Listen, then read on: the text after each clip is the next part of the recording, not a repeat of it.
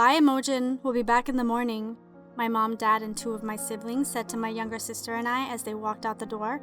The door slammed shut, and it was about 6 o'clock in the afternoon. My family were leaving to go to my cousin's parents' house. I didn't want to go, nor did my little sister, who was 6 at the time, and I was 11. My family would be there overnight. About half an hour passed and it was time for dinner, so we decided to order pizza. But my phone was flat, so I had to walk with my little sister.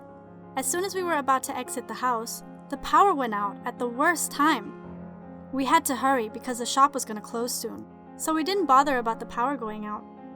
We got back around 1 hour later with the pizza. "Immy, did you turn the lights back on?" "No, I swear I didn't, Emily," I replied, feeling cold and strange, even though it was the middle of summer. Around 8 o'clock, my phone was fully charged, so I took the plug out. Suddenly, my sister came running and screaming down the hallway in my house. "Help, help, something scratched me!" There were blood puddles from where she was running and bleeding. I took her to the bathroom and cleaned the wound and bandaged it all up. Then I called my parents, but there was no answer. I took a shower around 8:30 p.m. to try to forget all the weird situations that had been happening. I hopped out, and as I was doing my usual skincare, I saw a figure behind me in the mirror. So I turned around, my heart skipping a beat, and nothing was there. I watched some Netflix with my little sister. She drifted off to sleep peacefully, as though nothing had happened to her. It was around 10 o'clock at night. I went to use the toilet, and I was in there for about 10 seconds, and then suddenly the power turned off again. I rushed to grab my phone, quietly so I didn't wake up my little sister, and I walked outside and went to the power box.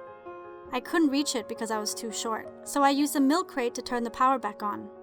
It was luckily successful. I tried to go to bed after the whole ordeal around 11 o'clock, when suddenly I heard a bash against the fence outside, and before I knew it, I saw a flashlight and heard another bash against my window, next to my bedroom. Someone was trying to break in. I ran to the kitchen, grabbed a knife, and I called the police, whilst I hid in the closet with my little sister. I had to cover her mouth to try to stop her from crying.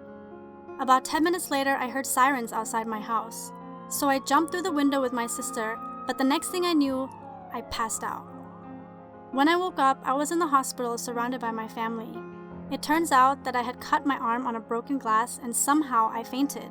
I got stitches too.